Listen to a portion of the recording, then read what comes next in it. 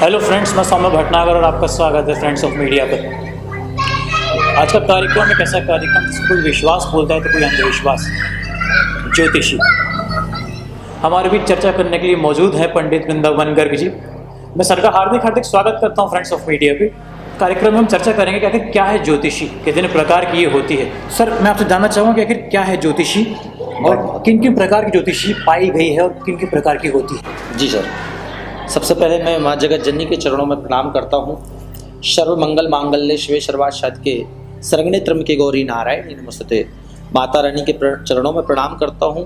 Friends of media team को भी मैं बहुत बहुत धन्यवाद करता हूँ कि जो आज इतना अच्छा आप लोगों ने प्रश्न किया और जो जैसे आपने कहा कि ज्योतिष क्या है, ज्योतिष क्या होती है। सर, ऐसा है कि ज्योतिष जो है आज से नहीं है, सनातन धर्म से है। जैसे कि हमारे 4 युग हैं, सतयुग, द्वापर, त्रेता, कलयुग। तो ज्योतिष का जो काम रहा है वो सतयुग से, 4 युग से है। द्वापर त्रेता भगवान राम कृष्ण के जन्म हुए, वहाँ पे भी ज्योतिष शास्त्रों का रहा, उनके गुरुओं का बड़ा योगदान है। नामकरण जैसे कि अभी कलयुग में भी आज हमारे जैसे ज्योतिष एक नक्षत्र ज्योतिष होती है, जो अपन ये देखते हैं कि किस नक्षत्र में बालक पैदा है। एक हस्तरेखा ज्योतिष होती है सर, जो कि अपन हाथों की रेखाएं पूछते हैं कि महाराज जी मेरी हस्तरेखा में क्या है, क्या भाग्य में क्या लिखा हुआ है। एक वैदिक ज्योतिष होती है, एक भौतिक ज्योतिष होती है, आदि और कई प्रकार की ज्योतिष होती है, जो कि हमारे जीवन में ज्योतिष का बहुत बड़ा योगदान है। जी, आप ये बोलना चाह रहे हैं कि मनुष्य के जन्म से ही ज्योतिष का भाग्य जुड़ जाता है। जी सर, जन्म से क्या, मृत्यु के बाद भी हमारे लिए ज्योतिष है। जब बच्चा कोई मनुष्य जन्म लेते हैं, हम आप जन्म लेते हैं सर, तो उस सबसे पहले अपन ये देखा जाता है कहीं बालक पंचक में या मूल में पैदा तो नहीं हुआ। यानी जो कहा जाता है कि मूल का वर्णन होता है कि जो व्यक्ति पुनर्जन्म में, पहले जन्म में जो कर्ज लेकर के मृत्यु को प्राप्त हो जाता है, दूसरे जन्म मूल्य नक्षत्र पैदा होता है, जो कि ज्योतिष में ही इसका वर्णन है, जिसको हमें ज्योतिषी जो ब्राह्मण होता है। एक कर्मकांडी हम अलग ब्राह्मण, एक ज्योतिषी महाराज होते हैं, ज्योतिषी ब्राह्मण जो मूल उतारना करते हैं जिनको। तो जन्म में से ही लेकर के फिर वैवाह में देखा जाता है कि यार कहीं लाल पूजा तो नहीं लग रही है या पीली पूजा तो नहीं है, या अपन ज्योतिष में ही देखा जाता है कि भैया लड़का लड़की की जिसकी शादी उसके गुण मिल रहे हैं या नहीं मिल रहे हैं। पंडित, मृत्यु के बाद का ज्योतिषी का क्या जी है? मृत्यु के बाद का सर ऐसा सबसे पहले अपन देखते हैं, कहा जाता है कि ये व्यक्ति जो है, कहा जाता है अपने कर्मों के द्वारा कोई अनहोनी में या घटित हो जाता है, या फिर कहा जो पंचक में खत्म होते हैं, जिसे कहते हैं यार 5 जीव ने चले जाएं। तो सर मृत्यु के बाद में देखा जाता है पंचक में तो नहीं खत्म हुआ, अगर हो जाता है तो एक 5 पुतले जो जलाए जाते हैं अंडे के शमशान घाट में। तो हमारे जन्म से लेकर मृत्यु तक का ज्योतिष का बहुत बड़ा योगदान होता है। पंडित जी, आपने ज्योतिषी की शुरुआत कैसे की? जी, बहुत बड़ा प्रश्न किया आपने। ऐसा है सर, मेरा वैसे बैकग्राउंड में कोई आश्रम या किसी सिद्धपीठ में नहीं गया। हमारे पूर्वजों से ज्योतिष का रहा है। हमारे जो दादाजी थे, हमारे पिताजी रहे, और मैंने पुराने ग्रंथों का अध्ययन किया है। आज दिन भी मेरे समय एक ऐसी पुस्तक रखी है जो हमारे परिवार से बुजुर्गों की थी, उसको सर पढ़ने में ये लगता ये आ है या पा है, जो पहले की जो राइटिंग थी। तो मतलब पुराने ग्रंथों का मैंने अध्ययन किया है। वो एक छोटा सा किस्सा जो उस वक्त आप हमें बताना पाएं, जो आपको समझ में बड़ी देर से आया ज्योतिषी का। हाँ सर, ये बहुत अच्छी बात आपने कही है। ऐसा है सर, एक पुराना ऐसा किस्सा है मेरे साथ कि वैसे पुराना क्या, कुछ समय पहले की बात है कि हमारे यजमान का फोन आया और उन्होंने कहा गुरुजी हमारा बालक अभी कुछ समय जन्म लिया है और आप इसका देख लेंगे कहीं मूल तो नहीं पड़े हैं। ज्योतिष की बात बता रहा हूँ मैं आपको। तो मैं ड्राइव कर रहा था, तो मैंने कहा ठीक है मैं थोड़ी देर में आपको फ़ोन करता हूँ घर पहुँच के। जब तक मैंने उठाया फ़ोन, जब तक उन्होंने कहा कि महाराज जी वो उसको मूल पड़ गए। नहीं, मूल नहीं पड़े हैं। मैंने कहा भैया मूल तो पड़े हुए, क्योंकि उसने 1:10 का समय दिया था मुझे, और एक्चुअली 1:07 पर मूल नक्षत्र लग गया था। तो उसने बोला मूल नहीं है। मैंने कहा देखो भैया, अगर आप ज्योतिष बोले नहीं हम मैंने कहा देखिए आप अपने, अगर आप अपने विद्या से चलते तो बात, अगर आप किसी कर्मकांडी ब्राह्मण से पूछते हैं तो ये 100% है कि आपका बालक, ज्योतिष ही कहती है कि आपके बालक, आपके बच्चा 1:10 पे हुआ है और मूल नक्षत्र 1:07 पे लग चुका था। यानी ज्योतिष का बहुत बड़ा योगदान। 2 से 3 मिनट का फर्क भी बड़ा मायने रखता है ज्योतिषी। जी सर, बिल्कुल। पंडित जी, ऐसा कहते हैं कि 14 जनवरी को हिंदुओं का नया साल शुरू होता है, आखिर ऐसा क्यों कहा जाता है? नहीं सर, वैसे अपना कहा जाए, अपना हिंदू का जो नया वर्ष होता है वो चैत्र की नवरात्रि मार्च में आता है। ये अपनी जो आप जो कह रहे हैं मकर संक्रांति जो है, मकर संक्रांति अलग है, लेकिन अपना नव वर्ष जो हिंदुओं का आता है ना, वो अपना चैत्र में आता है। चैत्र में आता है, जो अपनी चैत्र की नवरात्रि होती है, जिसको अपन प्रतिपदा कहते हैं, जो हमारे पंचांग वहाँ से बदलते हैं। ये जो कैलेंडर दिसंबर के लास्ट में हो जाता है, लेकिन नूतन वर्ष जो हिंदी नव वर्ष जिसे कहा जाता है, हिंदुओं का नव वर्ष जो हिंदी वर्ष होता है, वो चैत्र में, जो अपने चैत्र वैशाख जेठ आषाढ़ सावन भादौ कुंवर कातिक अगन पूष माह फागुन प्रचैत्र, यानी ये 12 महीने जो हिंदू के अपने धर्म है, ये अपना मार्च से चैत्र की नवरात्रि से नव वर्ष आता है।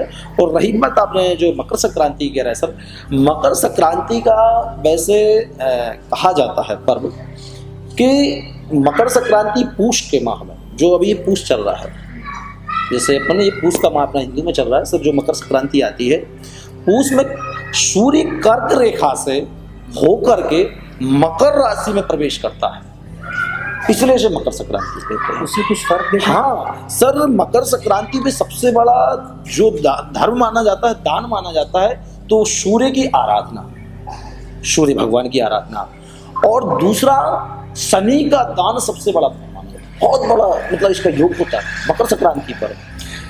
और जैसे पर कहा जाता है महाभारत में इतना बड़ा जिसके अपन हम आप जाते हैं, जिसके भीष्म पितामह थे, उनको मकर संक्रांति के दिन कहा जाता है भीष्म पितामह मकर संक्रांति के दिन बाणों की शैया पर हुए थे। मतलब सर कुछ हद तक बोल सकते हैं कि 14 जनवरी को नया साल? हाँ मान सकते, ये तो सत्य की जीत। पंडित जी 2021 लग गया है जी। 2020 की जो आर्थिक स्थिति रही वो रही जी। 2021 में आप कैसी आर्थिक स्थिति देखते हैं भारत की? जी, बहुत बड़ी बात है। देखिए सर, आपने बहुत अच्छी बात कही है। क्या है 2021 का जो वैसे ज्योतिष और पंचांग और ग्रंथों के हिसाब से कहा जाए तो वैसे व्यापार मध्यम गति में रहेगा। जिस प्रकार से 2020 में ये महामारी आई थी, 2021 में ये योग दिख रहे हैं कि जीव और पक्षियों के लिए भी ऐसा कोई स्वास्थ्य या बीमारी का सामना करना पड़ सकता है 2021 में। और शिक्षा मध्यम गति रहेगी 2021 में। इसके बाद सर जो है सबसे बड़ी बात मैं आपको ये बता दूं, कई जगह उपद्रव भी हो सकते हैं, लेकिन राजनीति जो गति है वो बढ़िया रहेगी, जो चल रही वैसी रहेगी। 2021 में मतलब स्वास्थ्य संबंधी परेशानी? हाँ सर, वैसे अभी अपन आप कह रहे हैं ना, जो अपने कुछ दिन से सुनने में आ रहा है कि एक बर्ड फ्लू जैसे महामारी आ रही है, तो जैसे कोरोना महामारी अपनी 2020 में आई थी, ये जीव पक्षियों के लिए आई। ये मतलब ये हर 100 वर्ष में कुछ ऐसी अनहोनी आती है, तो ये भी मतलब इन जीवों के लिए महामारी हो सकती है। और इसका ऐसा नहीं, इसका निदान भी जल्दी हो जाएगा, ये भगवान की कृपा है। तो सर 2021 में कुछ ऐसा समय भी आएगा जो 2020 से अच्छा रहेगा, या वही समय हमें दोबारा देखने को मिलेगा? सर 2021 में ऐसा है कि भगवान की ऐसी कृपा होगी, और कहा जाता है कि 2021 में कुछ ऐसे बड़े इतिहास रचे जाएंगे जो भारत देश में पहले कभी नहीं होंगे। जो कुछ नया एक कार्य, बड़े सामाजिक हों या धार्मिक कार्य हों, जिनका लोगों ने कोई सोचा भी नहीं होगा, वो भी कार्य ऐसे अच्छे होने की संभावना है। पंडित जी, हम आपसे जानना चाहेंगे कि 2021 का आने वाला समय किन किन राशियों के लिए उत्तम रहेगा और किन किन राशियों को अभी भी कठिनाइयों का सामना उठाना पड़ेगा? सर 2021 में जो अपनी जैसे 12 राशियां होती हैं, तो वैसे लाभ में कहा जाए मेष, वृष, मिथुन, कर्क, सिंह, कन्या, तुला राशि, वृश्चिक राशि, ये बहुत मतलब लाभकारी है। हानि तो नहीं कहा जाएगा, लेकिन अगर देखा जाए तो योग तो ऐसा दिख रहा है जैसे कुंभ राशि है, मकर राशि में स्वास्थ्य वर्धक समस्याओं का थोड़ा सामना करना पड़ सकता है। कुंभ राशि में भी मतभेद के योग दिख रहे हैं। मीन राशि में भी थोड़ा नुकसान का योग है। ऐसे 4 राशियों को थोड़ा सा परेशानी है। और बाकी मैं सर आपसे एक निवेदन और करूँगा आपके चैनल के माध्यम से। आज मैं बहुत अच्छी चीज़ बताऊँ आपको। क्या है कि जो अपन राशियों पर ध्यान देते हैं, बहुत से मैंने देखे हैं, युवा वर्ग भी देखे हैं, बहुत से पुराने ख्यालात के लोग भी देते हैं, वो सबसे पहले कैलेंडर पंचांग देखते हैं कि इस महीने में मेरी राशि क्या लिखी है, यानी अगर कुछ गड़बड़ लिखा तो सर उनको कुछ करना ही नहीं है। तो मेरा ये मानना होता है कि राशि अलग जगह है। आज मान लीजिए आप आपकी राशि जो है, या मेरा नाम वृंदावन है, मेरी वृष राशि आती है, सेकंड नंबर राशि आती है। अब वृष राशि में जरूरी थोड़ी कि मेरे लिए 12 महीने में शुभ लिखा होगा, ये जरूरी नहीं है सर कि वो राशि सर मेरे लिए अमल होगी। मेरे इस राशि में कितने नाम के कितने लोग, करोड़ों लोग होंगे, एक ही व्यक्ति को थोड़ी वो सारी मणि। कुछ सर हमारा जो जन्म होता है ना, उसके नक्षत्र के हिसाब से भी असर होता है, कुछ हमारे भाग्य से भी असर होता है, कुछ हमारे कर्म और धर्मों से भी असर होता है। जरूरी नहीं कि हमारी राशि से ही हमारे लिए सब कुछ हो, क्योंकि सर ये तो सृष्टि का नियम है। कहा जाता है जैसा कर्म करेंगे वैसा आपको धर्म मिलेगा, फल मिलेगा। तो जरूरी नहीं, लेकिन राशि का अलग जो स्थान है और अपने कर्मों का अलग स्थान रहेगा। सर आज के ज़माने में जो हर दिन को लेके एक कार्यक्रम चलाए जाते हैं राशियों के बारे में, तो उनको लेके आपकी क्या टिप्पणी रहेगी? सर ऐसा है कि आप तो किससे तो बहुत सारी मीडिया और बहुत सारे लोग जुड़े हुए हैं, बहुत सारे लोग देख रहे हैं। कुछ लोग सर, आपने बहुत अच्छी बात कही कि जैसे आज के समय ज्योतिष का क्या मान्यता है या क्या रहेगा। सर कुछ युवा लोग तो ऐसे हैं कि हम लोगों के लिए ये कहते हैं कि ये गोरखधंधा है या बेवकूफ़ बनाने वाली जगह है। लेकिन सर मैं ये उनसे भी पूछना चाहता हूँ और बताना चाहता हूँ आपके चैनल के माध्यम से कि अगर ज्योतिष नहीं होती ना तो हम आप इधर नहीं थे। ये भी हमारे आपकी ज्योतिष कहीं ना कहीं भाग्य का लेखा जोखा रहा है, जो आज हम आपके साथ बैठ कर के ये बात, या आप हमसे पूछेंगे, हम आपको बताएंगे, माता रानी के स्थान पर आएंगे। ये भी कहीं ना कहीं हमारे मान्यता है या ज्योतिष। क्योंकि बहुत से युवाओं को अगर हमको ये कहते हैं कि आपकी राशि में ये नहीं ये लिखा है, अगर आपको ये करना है, तो वो समझते हैं हमें मूर्ख बना रहे हैं, चंद पैसा या कुछ 4 पैसा कमाने की या टीआरपी बढ़ाने की बात कर रहे हैं। पर सर सच ये है कि ज्योतिष बहुत ही बड़ा हमारे जीवन में एक अंग है। आज के ज़माने में आप ज्योतिष की मान्यता को बढ़ता हुआ देखते हैं या घटता हुआ देखते हैं? सर ज्योतिष जो है आज के हिसाब से कहा जाए तो बहुत बढ़ रहा है। मैं बताऊं आपको, ज्योतिष जो है, एक राजनीतिक व्यक्ति है वो भी ज्योतिष का ही सहारा लेता है। एक व्यापारिक व्यक्ति है, आज उसको अगर एक मकान या दुकान का उद्घाटन करना है ना, तो वो सबसे पहले ज्योतिष आचार्य के पास जाता है कि मैं किस समय इस दुकान का भूमि पूजन कराऊं, फिर कब महाराज जी जब ये दुकान नवनिर्मित हो जाएगी या मकान नवनिर्मित हो जाएगा तो इसका कब भूमि पूजन कराऊं, फिर कब इसका जो है उद्घाटन करूं मैं। या कोई वाहन ले रहा है तो वो सबसे पहले पंचांग खुलवाता है कि महाराज जी मेरे इस राशि पे कौन से कलर का वाहन है, ये ज्योतिष में मेरे लिए इस वाहन का शुभ है या नहीं। या आज एक बेटी का या किसी बेटे का विवाह होता है तो सबसे पहले ज्योतिष आचार्य के पास पहुंच रहे हैं लोग कि इनके गुण मिल रहे हैं नहीं। मतलब ज्योतिष का बहुत बड़ा महत्व हो रहा है, दिख रहा है सर।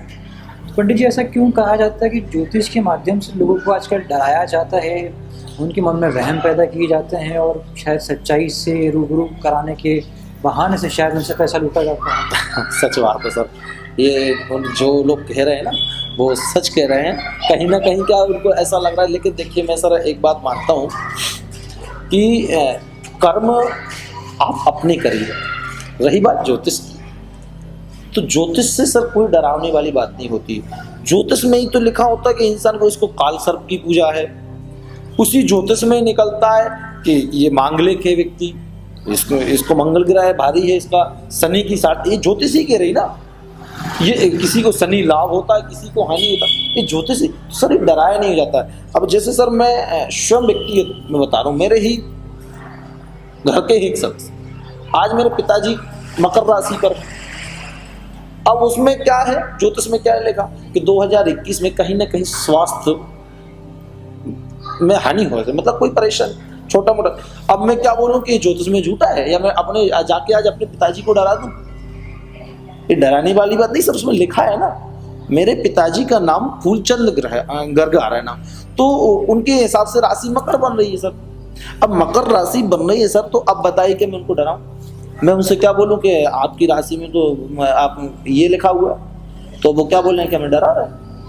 नहीं सर, डराने वाली बात नहीं है, ये है, होता है, सच है तो सच है। अब जो तो व्यक्ति सर सोचने की बात होती है, वो उन व्यक्ति क्या सोच रहा है। मैं आपसे जानना चाहूँगा कि 2021 में किन किन राशियों में शनि की ग्रह दशा दिखती है? सर वैसे शनि की जो महादशा है, मकर राशि जो है उसको स्वास्थ्य वर्धक राशियाँ हैं, जो मतलब उसको मैंने आपको पता ना स्वास्थ्य की समस्या रहेगी, ये बात तो बिल्कुल है, आपने बहुत अच्छी कही है।